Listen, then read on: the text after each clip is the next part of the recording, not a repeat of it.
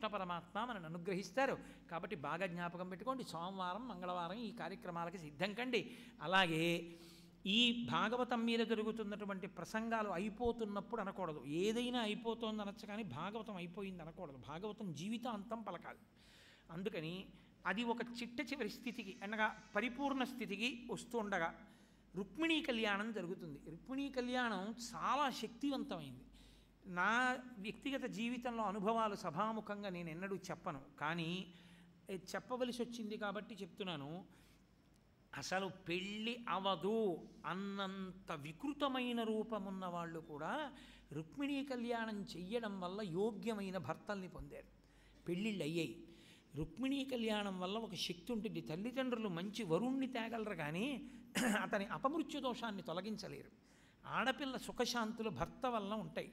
అతను తదనంతర కాలంలో చెడ్డవాడుగా మారకుండా ఉండాలి ఏ ప్రభావం చేత. ఒకవేళ దుష్టుడైన వాడు వరుడుగా రావాలి అని ఆమె గత జన్మలలో చేసుకున్న పాప ఫలితంగా లలాటమనందు వ్రాయబడి ఉంటే రుక్మిణీ కళ్యాణం చేస్తే అటువంటి భర్త రాకుండా మంచి భర్త వస్తాడు అని శాస్త్రాలు చెప్తున్నాయి. అందుకనే రుక్మిణీదేవి శిశుపాలుణ్ణి కాదని కృష్ణ పరమాత్మని భర్తగా చేసుకోగలిగింది. అటువంటి రుక్మిణీ కళ్యాణ ఘట్టాన్ని ప్రవచనం చేసే రోజున కన్యకామణులందరి చేత, కన్యపిల్లలందరి చేత, నేను ఈ విషయంలో ఒక మాట చెప్తే పొగిడానని అనుకోవద్దు. ఎక్కడో రుక్మిణీ కళ్యాణం జరిగితే చూశారు హరిప్రసాద్ గారు. ఆయనకి ఇప్పుడు పెళ్లి చేయవలసిన ఆడపిల్లలు ఎవరు లేరు. అయినా పీఠ నిర్వహణ చేస్తున్నారు కాబట్టి నా ఐశ్వర్యం కొన్ని వందల మంది ఆడపిల్లల జీవితాలని బాగు చేయగలిగితే వాళ్ళు మంచి వరులు వచ్చి వాళ్ళందరూ సంతోషంగా పిల్లపాపలతో ఉంటే, గురువుగారు నాకు అంతకన్నా ఏం కావాలండి, ఎంతమంది వచ్చినా అంతమందితోనూ మనం చక్కగా కళ్యాణం చేయిద్దాము అని సంకల్పం చేశారు. కాబట్టి నేను దానికి ఒక క్రమశిక్షణ ఉండాలి. కాబట్టి మీరు ఏదైనా ఒక టోకెన్ ఒకటి ఇవ్వండి. రేపటి నుంచి మీరు ఆఫీసులో సంప్రదిస్తే 16 సంవత్సరములు అని నేను పేపర్లో చదివాను, కానీ 8 సంవత్సరములు దాటితే అలౌ చేయండి. ఎందుకంటే శాస్త్రం అష్టవర్షేత్ భవేత్ కన్యా అని ఉంది. అందుకని మనం దాన్ని మార్చే అవకాశం లేదు. 8 సంవత్సరములు నిండిపోయినటువంటి పిల్లలకి పెళ్లి చేయట్లేదు మనం బాల్య వివాహం అనడానికి. వాళ్ళు పెళ్లి చేసుకునే వయసు వచ్చి పెళ్లి చేసుకున్నప్పుడు మంచి భర్త రావడానికి అని సంకల్పం, అంతే. ఇప్పుడు రేపు పెళ్ళైపోవాలి బాల్య వివాహాలు చేసేస్తామని మనం అంటే ఏమైనా పట్టుకోవాలి, కానీ అలా మనమేం సామూహిక బాల్య వివాహాలు చేయట్లేదుగా. వాళ్ళు 20వ ఏట పెళ్లి చేసుకున్నా 25వ ఏట పెళ్లి చేసుకున్నా మంచి వరుడు రావాలి. ఇంకా మాట్లాడితే నేనేమంటానంటే, ఈ రుక్మిణీ కళ్యాణం చేసుకుని వెళ్ళే దగ్గర నుంచి 8వ ఏడు పిల్లకి 12వ ఏడు ఉన్నటువంటి పిల్లాడి ఉన్నటువంటి వాళ్ళు వచ్చి ఈ అమ్మాయికి 18 ఏళ్ళు దాటాక మేము చేసుకుంటామని వెయిటింగ్లో ఉండగలిగినంత గొప్ప స్థితిని పొందాలి. అందుకు చేయిస్తున్నాను రుక్మిణీ కళ్యాణం, తప్ప ఏదో చట్ట వ్యతిరేకంగా చేయడానికి కాదుగా. అందుకని 8 దాటిన వాళ్ళని కూడా అలౌ చేయండి. 8 నిండినటువంటి పిల్లల్ని మీరు ఎన్రోల్ చేసుకుంటే మీకు ఏదో ఒక ఐడెంటిటీ ఇస్తారు, ఒక టోకెన్. అప్పుడు ఇంతమంది వస్తున్నారు, ఇన్ని ఏర్పాట్లు చెయ్యాలి అని ఒక అదుపు ఉంటుంది. లేకపోతే దానికి ఏం తెలియదు ఎన్ని ఏర్పాట్లు చేయవలసి ఉంటుంది అన్నది. ఎంతమంది వచ్చినా చెయ్యాలన్న సంకల్పం మాత్రం హరిప్రసాద్ గారు చేసి ఉన్నారు. కాబట్టి రేపటి నుంచి మీరు ఎన్రోల్ చేసుకోండి. నాకు ఈ గుంటూరు నుంచే చాలామంది ఫోన్లు చేశారు, రుక్మిణీ కళ్యాణం మా పిల్లలతో చేయించాలనుంది, ఎలా చేయించామండి అని. ఈ సభలో ఉన్నారో లేరో ఆవిడ నాకు తెలియదు. నేను బయలుదేరే 2 రోజుల ముందు నాకు ఆవిడ ఫోన్ చేశారు, మేమంత డబ్బున్న వాళ్ళం కాదు, 10,000 15,000 అడుగుతున్నారు, ఎలా చేయించానండి, నా కూతురికి రుక్మిణీ కళ్యాణం చేయించాలని ఉందని. నేను ఎలాగో హరిప్రసాద్ గారు అంగీకరిస్తారులే అని నేను ఆవిడకి టెలిఫోన్లో చెప్పా, అమ్మ మీరు బెంగ పెట్టుకోకండి అమ్మా, జూలై 4న నేను వస్తున్నాను గుంటూరు, భాగవతం మీద ప్రవచనాల్లో రుక్మిణీ కళ్యాణం జరుగుతుంది, మీరు అర్ధనా కట్టక్కర్లేదు, ఉచితంగా కళ్యాణం చేయిస్తారు పీఠంలో, మీరు చేయించుకోండి అమ్మా అని చెప్పాను. అందుకని ఈ సువర్ణావకాశాన్ని జారవిడుచుకోకండి.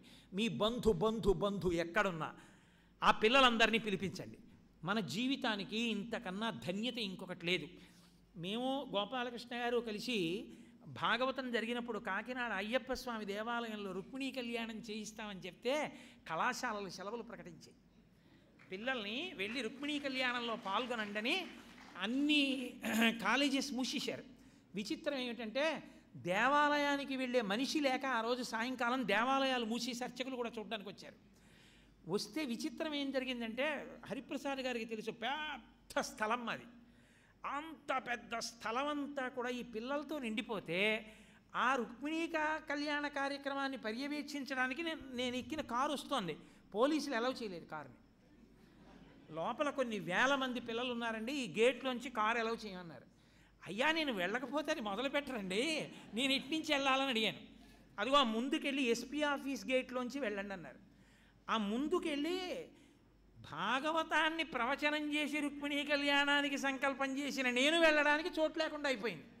ఆ ముందు నుంచి తిరిగి వాళ్ళందరినీ బతిమాలుకుని ఏదో వాళ్ళు గుర్తుపట్టి అయ్యో వీడు కోటేశ్వరరావు అని పంపిస్తే ఎక్కడో కారు ఆపుకుని కాలినడకన వెడితే కార్యకర్తలు గుర్తుపట్టి ముందుకు వచ్చి అయ్యో ఇదేంటి గురువుగారు ఇలా వస్తున్నారని చెప్పి లోపలికి తీసుకెళ్ళవలసి వచ్చింది.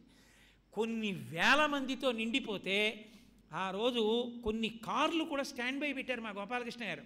పెట్టి ఏ ఆడపిల్లైనా ఉండిపోతే ఆ ఆడపిల్లల్ని కార్లలో తీసుకెళ్ళి ఇళ్లలో దింపాం.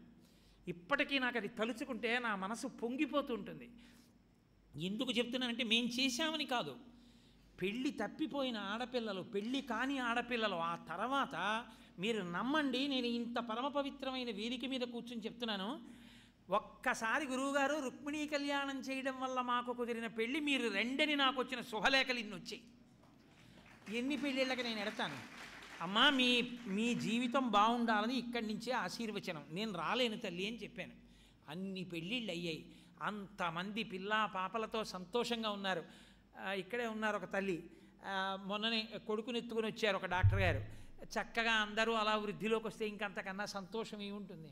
ఏదో నా కూతురు పెళ్లి కోసం కాదు, నాకున్న ఒక్క కూతురు పెళ్ళి అయిపోయి బాలేన రమతే సీతా బాలచంద్ర నిభానన అని భర్తతో కలిసి బాలాత్రిపుర సుందరలా అమెరికాలో ఆడుకుంటోంది. అది నా కూతురు కోసం కాదు.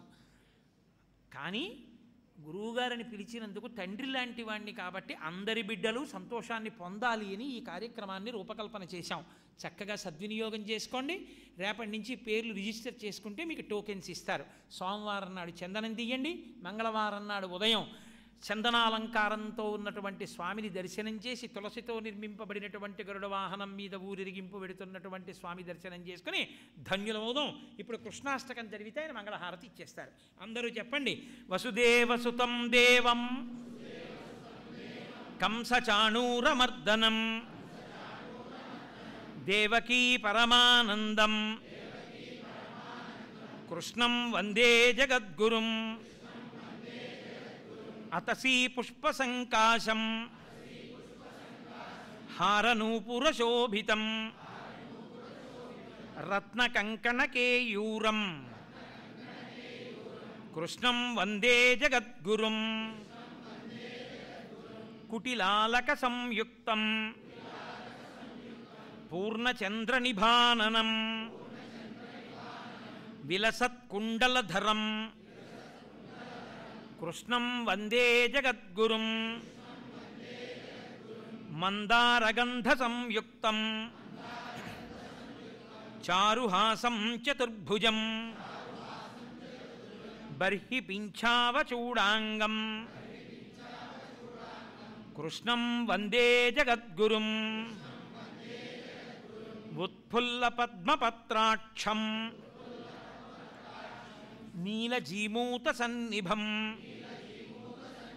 యాదవానాం శిరోరత్నం కృష్ణం వందే జగద్గురుం